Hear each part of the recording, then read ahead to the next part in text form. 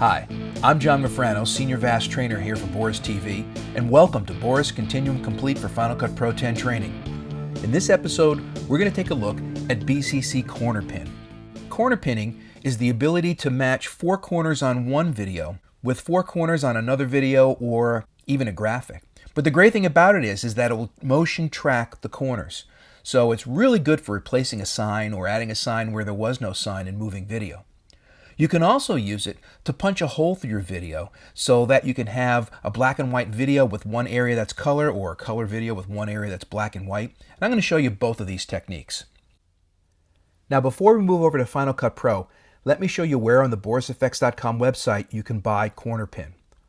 If we come up to products, you'll notice that Continuum Complete is available for Apple and you can buy the entire series for Apple, or it's available in Continuum units, and corner pin is in the Match Move unit. So if you go to the Match Move page, you'll see that corner pin, Match Move, and witness protection are all part of the Match Move Continuum unit, and that's where corner pin can be found.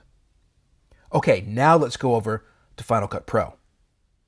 This is the project that you just looked at, and so this is the tracking shot we have, and then the trolley shot where we've replaced this BCC corner pinning tutorial today to match the blue one on the other side.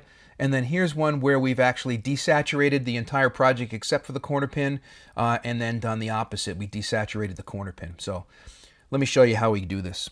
I'm going to hit Command N to start a new project. I'm going to call it corner pinning. Now normally I create my projects at 24p, but the media that I'm working with is 2997, and so I want my project to match the media because we are going to be motion tracking, and you want to make sure that you're tracking frame for frame and not doing any interpolation. I'm going to go over to my media and highlight the moving truck, press W to write it to the timeline, and then I'll select it and do Control D because I only want this to be about 10 seconds. Now I'll press Shift Z to zoom in, and there's our moving truck. Now one of the things I'm going to do before I start to do corner pinning is I'm going to disable timeline scrubbing. The reason I want to disable timeline scrubbing is because it caches frames in the corner pinner, and I don't want the corner pinner to be processing frames out of sequence. So I'll go to my effects, down to BCC Match Move, and take BCC corner pin, drag it, drop it onto my video. Now the first thing you'll notice is that it started corner pinning itself, right? Here's a little inset of the video, and there's these little corners that we can pin. So we could take and drag them down and get them close to where they need to go. But there's a much easier way to do this. I'll show you in a second. Just want to get them kind of close. So that's what it would look like. At the end, it's kind of what we're going for. Now I'm going to fine tune it by turning on the Tracker Analyze mode. And the Tracker Analyze mode is going to give me 4 trackers. Now when you do this, make sure that the playhead is at the beginning of the clip. I'm going to zoom in to 200% so that I can get a better view of the video. I'm going to press H to get the hand tool so I could kind of move about here. And I just want to move these pins into the corners. So the area in here is the area that it's going to track. And the second box is the area that it's going to look in. So it's very important that when you watch the motion of your video, the area you're going to track should never move further out than this second box, because that's the box that it's looking in. And this is controlled down here in the controls. You can see there's target width 1 and search width 1 and target width 2 and search width 2. So the outside is the search width and the inside is the target width. These happen to be pretty good for what I'm doing, so I don't have to change them. I'm just going to move these. And if you're wondering how these are numbered, they actually go clockwise. So I'm manipulating target 1, this is target 2, this red one on the bottom is target 3, and then this yellow one is target 4 if you need to ever go change these. I just want to get a nice contrasty area in each one of these corners. Okay, now I hit Shift Z to zoom out, and we can start tracking. Now normally you would play the video and the tracker would try to keep up, and then it would lose its place, and then you'd go back. And I find it's just easier if all you do is hit the arrow key and just go 1 frame at a time. So I'm just going to let this track 1 frame at a time, and once we get a couple of frames tracked, I'll show you what's going on. So you can see that the original area is still shown, and then there's a little faint line going to the tracker, and the trackers are staying in the corner. So you just want to watch these trackers and make sure that they stay in the corner.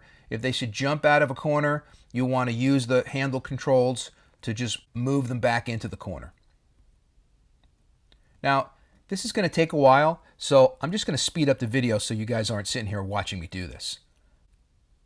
They're tracking pretty good, and this doesn't really take that long. The advantage of doing it this way is that you don't have to stop when it loses track. It pretty much keeps track because you're only going one frame at a time. You can see along the bottom, there's that green line starting to grow, and that's the tracker showing you green for all the good frames. If it was to lose the track, you would just go back to a green frame and start from there. Okay, now that we're done, I'll turn off tracking mode, and now I can turn my skimmer back on. And then we can see the track. And it looks like a pretty good track. So that's the video being superimposed onto itself. But what if you want to superimpose something else? Well, let's go do that. If we scroll down, you'll see that there's an image well. It says corner pin foreground. So you can click on this and make the foreground anything. I have a Boris FX name that I created in a graphics program. I used Pixelmator to create this. And you can see it's already superimposed it on. I'll just click apply. And now let's play that. That looks pretty good. So that's how easy it is to just take a sign and superimpose it on a moving object. Now let's go do something similar with the trolley car footage. I'm going to select that, hit W to add it to the timeline.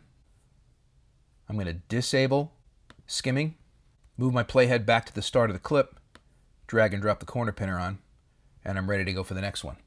This time, I'll turn the tracking mode on and just get those close to where I want them. So again, I'm going to take this left sign and I'm going to replace it with another blue sign. You know, let's say you're working on a shoot. The director said, I don't like those two signs being different colors. Please make them the same color. You know, and you have to go map a sign over it. Again, let's zoom in to 200%. And I'll try to get right in the corner as close as I can. It's looking for contrast, so I want to kind of get that nice contrasty edge as the target that I want it to track. It should do a pretty good job. Okay, Shift Z to zoom out, and now we're ready to track. Again, I'm just going to use my cursor keys to watch them track.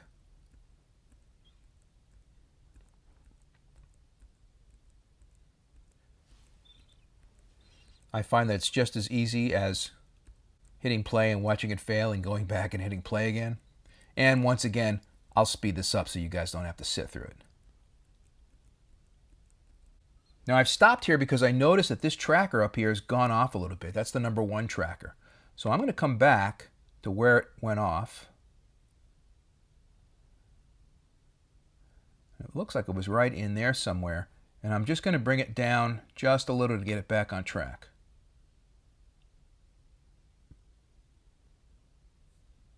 And I'm going to do this track again. And on the bottom you can see there's a red bar for the bad tracking frames and a green bar for the good ones. And I think I got a better track this time. And I want to stop right there before it goes off the screen. Corner pinners are not very good at objects going off the screen because they lose their corner to pin. That's when you want to use a planar tracker. So I'll keep our object on the screen.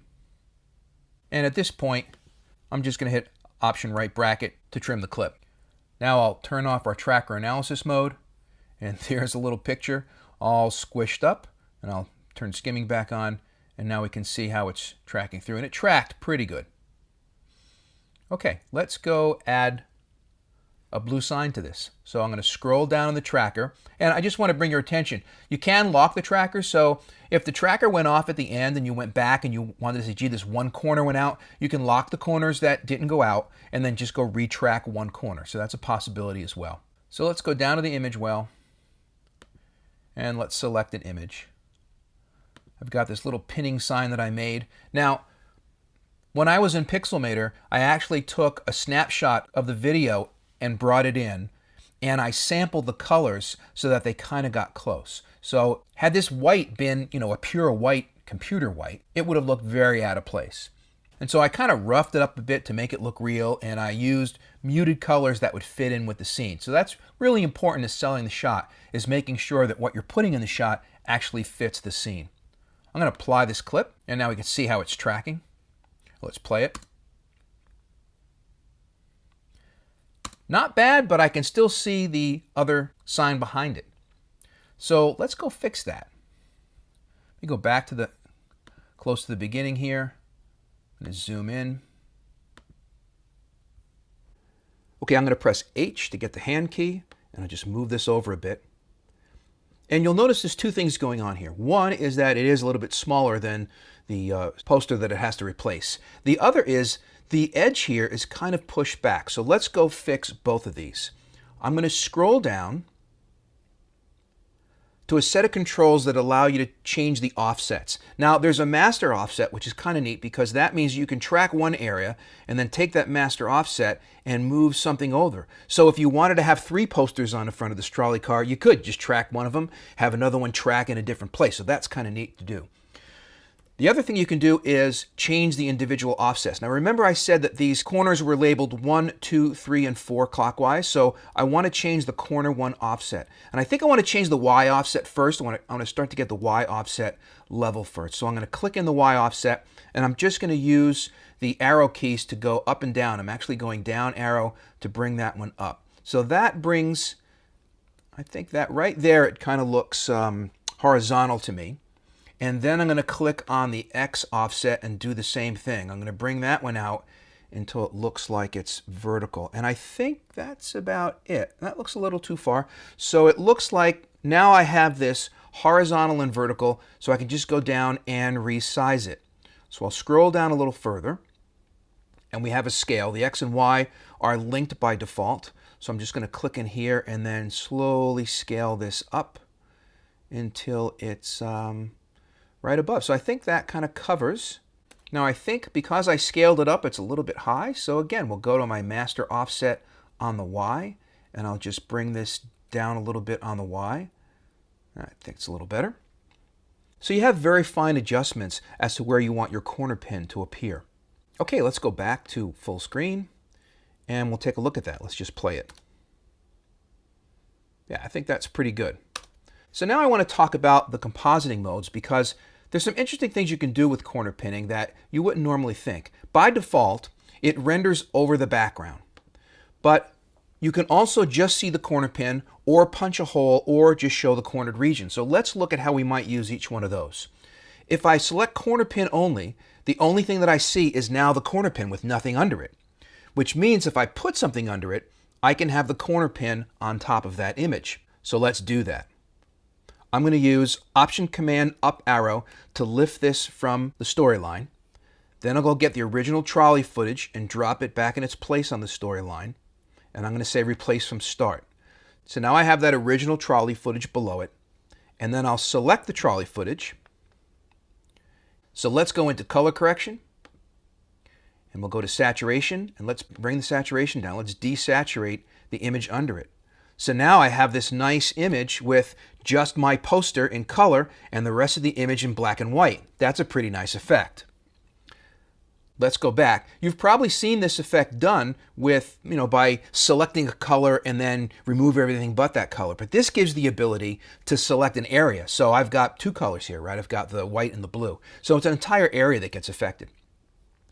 Okay, let's go down and look at the other compositing modes there. So now we can punch a hole. So punch a hole actually makes a hole in the image. So if I was to go down and turn this off with the V key, you'll see it's really punching a hole in the top image. And because I have a desaturated image below it, you now get a desaturated version of the sign. So you can imagine I could corner pin the whole front of the trolley, and then by punching a hole, I can have the trolley in black and white and desaturate it rather than the rest of the image. So it's kind of the opposite of what you did before.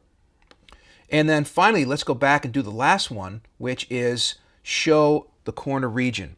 And so what that does is it just shows the cornered region without the image on top of it. So the foreground is not on top of this, it's just a cornered region. Again, I'll just go hide what's behind it so you can see what's happening here. So now I'm getting the colored version of the original video showing through the corner pin area. So these are some artistic ways that you could use corner pinning with desaturation and various colors that you might not have thought of. And it's more than just pinning an image over a moving video. Well, that wraps it up. Hopefully you've learned enough about corner pinning to use it in your next production. If you have any questions, go to www.borisfx.com, follow us on Twitter, like us on Facebook.